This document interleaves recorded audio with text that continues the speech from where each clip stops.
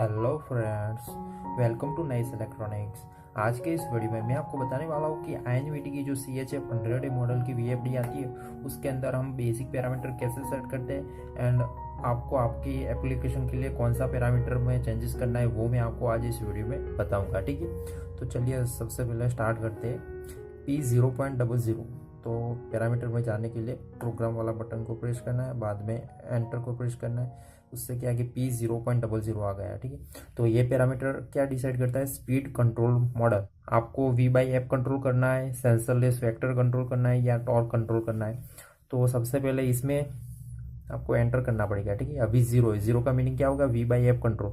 ये कहाँ पर यूज होता है? जो भी हमारी जनरल पर्पस एप्लीकेशन है वहाँ पर हम ज़्यादातर V/F कंट्रोल यूज करते हैं। ठीक है, नेक्स्ट क्या है? सेंसरलेस वेक्टर कंट्रोल। तो ये कहाँ पर यूज़ होता है? ये वहाँ पर यूज़ होता है कि जहाँ पर हमें ज़्यादा टॉर्क चाहिए लो स्पीड में या हाई स्पीड एक्यूरेसी में, मतलब हमें स्पीड में जो एक्यूरेसी वो ज़्यादा चाहिए, या क्विकर डायनेमिक रिस्पॉन्स, मतलब कि जहाँ पर हमें फास्ट स्पीड में चेंजेस चाहिए वहाँ पर भी हम सेंसरलेस वेक्टर कंट्रोल यूज़ कर सकते हैं। ठीक है, तो इसकी एप्लीकेशन क्या है? एग्जांपल के लिए मशीन के टूल्स है, उसमें हमने VFD लगाई है कोई, तो वहाँ पर हम इसमें सेंसरलेस वेक्टर कंट्रोल कर सकते हैं। बाद में इंजेक्शन मोल्डिंग मशीन है, उसमें हमने ये VFD यूज़ की है, तो उसमें भी हम सेंसरलेस वेक्टर कंट्रोल कर सकते हैं। उससे क्या है कि हमारा जो डायनेमिक रिस्पांस फास्ट हो जाएगा और हमें ज़्यादा टॉर्क मिलेगा कंपेयर टू V/F कंट्रोल। ठीक है, क्योंकि इसमें टॉर्क इसके जितना नहीं मिलता है। ठीक है, लो स्पीड पर, तो उसकी वजह से हमें सेंसरलेस वेक्टर कंट्रोल मोड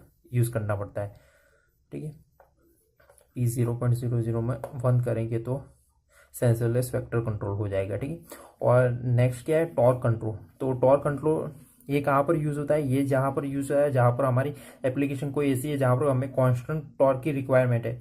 लाइक हमें कोई वायर वाउंडिंग के लिए कोई मशीन है, मतलब कि वायर हमारा वहाँ से खींच रहा है और धीरे धीरे वाउंड हो रहा है, तो उसमें क्या है कि हमें टॉर्क कांस्टेंट टॉर्क चाहिए। स्पीड में वेरिएशन आ सकता है, मगर हमें टॉर्क जो हमारा होता है वो कांस्टेंट चाहिए, तो वहाँ पर हम इसमें टॉर्क कंट्रोल यूज़ कर सकते हैं। ठीक है, तो ये हो गया हमारा स्पीड कंट्रोल मॉडल। ठीक है, तो इसमें आपको आपकी एप्लीकेशन के हिसाब से सेट करना है। नाउ नेक्स्ट पैरामीटर क्या है? P0.03 maximum frequency. मतलब कि ये पैरामीटर क्या डिसाइड करता है कि हमें हमारी मोटर को मैक्सिमम कितनी स्पीड पर चलानी है, वो ये पैरामीटर डिसाइड करता है। ठीक है, तो अभी P0.03 इसमें कितना है? 50 है, मतलब कि हमारी मोटर मैक्सिमम 50 हर्ट्ज तक घूम पाएगी। ठीक है, और साथ में आपको ये पैरामीटर P0.04 भी सेट करना पड़ेगा। ठीक है, क्योंकि अगर आपने इसमें 60 किया होगा, लाइक अभी मैं इसमें 60 करता हूँ, ठीक है, 03 में, और 04 में मैंने 50 रखा है, तो अभी क्या होगा कि मेरी जो फ्रीक्वेंसी है वो 50 तक ही जाएगी, क्योंकि मैंने जो अपर फ्रीक्वेंसी लिमिट है उसमें 50 सेट किया है। तो ये हमारी फ्रीक्वेंसी की लिमिट सेट करता है, तो उसमें भी हमें 60 करना पड़ेगा। देखिए अभी मैं आप प्रेस करूँगा,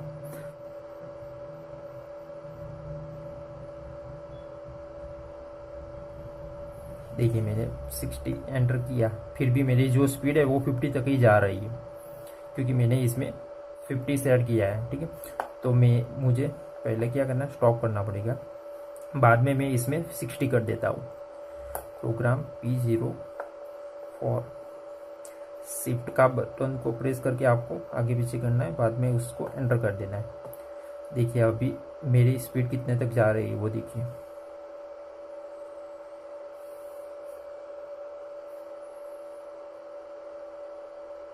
देखिए अभी 60 हो गई। तो ऐसे ये पैरामीटर हमारी फ्रीक्वेंसी की अपर लिमिट तय करता है। Similarly P0.05 lower frequency limit. तो ये पैरामीटर क्या डिसाइड करता है? आपको आपकी मोटर को मिनिमम कितनी स्पीड पर चलानी है, वो ये पैरामीटर डिसाइड करता है।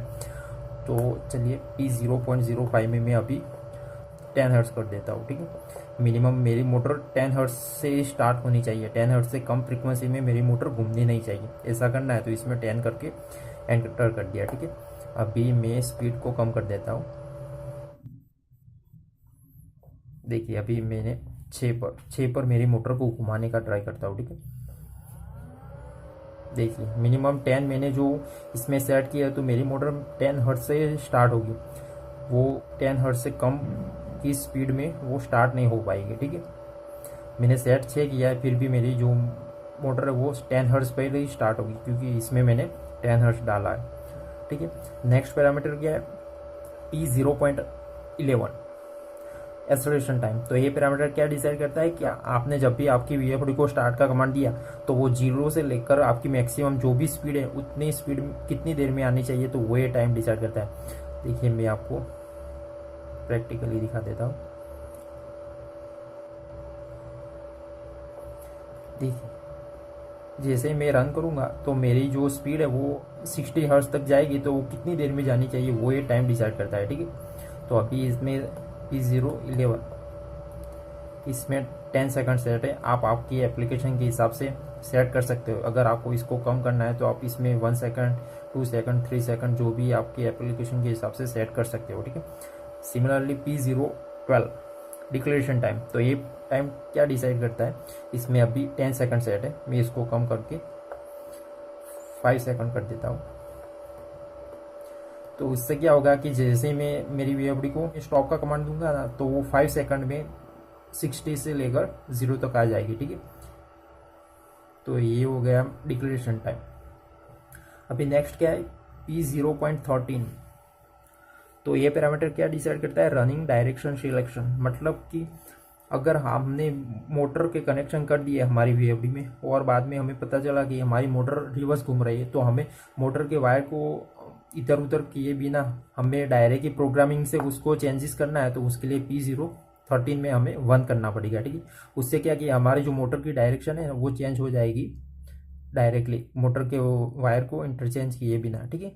और अगर हमारी कोई एप्लीकेशन ऐसी है जहाँ पर हमें रिवर्स हमारी मोटर को घूमनी है नहीं चाहिए, ऐसा करना है, इसको रिवर्स को डिसेबल कर देना है, तो इसके लिए हमें P0.13 में हमें 2 कर देना होगा। उससे क्या कि हमारी मोटर रिवर्स में घूम नहीं पाएगी, ठीक है। तो ये हो गया रनिंग डायरेक्शन सिलेक्शन। बाद में नेक्स्ट पैरामीटर क्या है, P0.17 रिस्टोर पैरामीटर। तो ये पैरामीटर क्या डिसाइड करता है कि हमने हमारी VFD में कोई पैरामीटर सेट किया और मिस्टेक से कोई दूसरे पैरामीटर सेट हो गई और हमें हमारी VFD को फैक्ट्री डिफॉल्ट पैरामीटर में फिर से डालना है, तो उसके लिए P0.17 में 1 कर देना होगा। उससे क्या कि हमारी जो भी पैरामीटर हमारी VFD में हमने डाले वो फिर से फैक्ट्री डिफॉल्ट मोड में आ जाएगा, ठीक है। तो ये हो गया रिस्टोर पैरामीटर। नाउ नेक्स्ट क्या है, P1.06 स्टॉप मोड।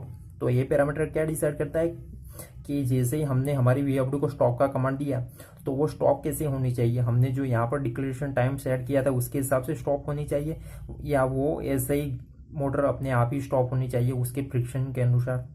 तो वो ये पैरामीटर डिसाइड करता है, ठीक है।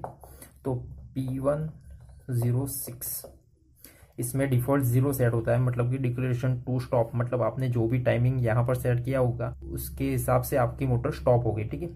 और अगर इसमें मैं कॉस्ट टू स्टॉप कर दूंगा तो क्या होगा कि जैसे ही मैं मोटर को स्टॉप करने के लिए यहाँ से स्टॉप का कमांड दूंगा तो मोटर अपने आप घूमती रहेगी और वो उस पर लोड लगा होगा उसके हिसाब से स्टॉप होगी। मतलब कि अगर हैवी लोड होगा तो वो फास्ट हो जाएगी और अगर लाइट लोड होगा तो वो घूमती रहेगी, थोड़ी देर बाद में स्टॉप होगी। मतलब कि ड्राइव में से आउटपुट में जो वोल्टेज निकल रही है वो डायरेक्टली 0 हो जाएगी। जैसे मैं स्टॉप का कमांड दूंगा वैसे 0 हो जाएंगे, बाद में मोटर पर कोई कंट्रोल नहीं रहेगा। तो ये हो गया stop mode. Now next parameter क्या है, P2.00 VFD मॉडल। P2.00 जी मॉडल क्या है कि constant torque load heavy duty. मतलब कि हम हैवी नॉर्मल जो भी कहते हैं ना, हैवी ड्यूटी है हमारी एप्लीकेशन, नॉर्मल ड्यूटी है, तो वहाँ पर ड्राइव में भी 2 तरह की लिखा होता है। इसमें हैवी ड्यूटी भी आता है और नॉर्मल ड्यूटी भी आता है। तो देखिए इसमें 2R2G लिखा है और 4P लिखा होगा, ठीक है। तो उसका मीनिंग क्या होगा कि अगर हमें हमारी VFD को हैवी ड्यूटी के लिए यूज़ करना है तो इसमें हमें 0 रखना होगा, मतलब कि constant torque load heavy duty रखना होगा, ठीक है। और अगर हमें हमारी VFD को लाइट लोड के लिए यूज़ करना है तो इसमें P0.00 में 1 करना होगा। उससे क्या कि हमारी जो ये VFD है वो एज 5 HP की तरह वर्क करेगी, ठीक है। तो अभी हमारे जो है ना वो हैवी लोड है, उसकी वजह से मैं इसमें 0 रखता हूँ, ठीक है। नाउ नेक्स्ट पैरामीटर क्या है, मोटर के ये सभी पैरामीटर है, ठीक है। मतलब कि हमारी मोटर की नेम प्लेट पर देखकर हमें सभी पैरामीटर हमारी VFD में डालने हैं। तो सबसे पहले P2.01 मोटर रेटेड पावर, मतलब कि हमारी मोटर की नेम प्लेट पर जो भी पावर लिखा है वो इसमें डालना होगा, ठीक है। नेक्स्ट पैरामीटर क्या है, P2.02 मोटर रेटेड फ्रीक्वेंसी, मतलब कि हमारी मोटर की नेम प्लेट पर कितनी फ्रीक्वेंसी लिखी है वो हमें ये पैरामीटर में डालनी है, ठीक है। Similarly P2.03 motor rated speed, तो हमारी मोटर की नेम प्लेट पर कितने आरपीएम लिखे हैं वो हमें इसमें डालने P2.03 में। Next parameter P2.04 motor rated voltage, तो इसमें हमारी मोटर की नेम प्लेट पर कितने वोल्टेज लिखे वो हमें इसमें डालना है, ठीक है। नेक्स्ट P2.05, इसमें हमारी मोटर की नेम प्लेट पर कितना करंट लिखा है एम्पियर वो हमें इसमें डालना है, ठीक है। उससे क्या है, हमारे जो प्रोटेक्शन के पैरामीटर है ना, ओवर करंट, वो लोड, वो सभी इसके कारण ही सेट होते हैं, ठीक है। अगर आपने इसमें कोई मिस्टेक से कम एम्पियर सेट कर दिए तो उसमें क्या होगा कि आपकी जो VFD है वो ओवर करंट की एरर दे देगी या ऐसा कोई एरर दे देगी। उसके लिए आपको इसमें प्रॉपर पैरामीटर सेट करने होंगे, ठीक है। एंड द लास्ट पैरामीटर क्या है, P4.01 टॉर्क बूस्ट 4.01, अभी 0.0 होगा ना, उसका मीनिंग कि ये ऑटोमेटिकली टॉर्क हमारी मोटर को दे देगी, ठीक है। और अगर हमें वो ऑटो टॉर्क नहीं रखना, हमें हमारी हिसाब से उसको टॉर्क को सेट करना है, तो इसमें हम कम ज़्यादा कर सकते हैं, ठीक है। और ये हम सिर्फ V/F कंट्रोल मोड होगा ना, आपने जो आगे देखा P0.00 में V/F कंट्रोल मोड होगा तो ये टॉर्क बूस्ट काम करेगा। अगर इसमें सेंसरलेस वेक्टर कंट्रोल या टॉर्क कंट्रोल है ना, तो वो ये टॉर्क बूस्ट काम नहीं करेगा, ठीक है। तो इसमें आपको आपके एप्लीकेशन के हिसाब से टॉर्क बूस्ट सेट करना है।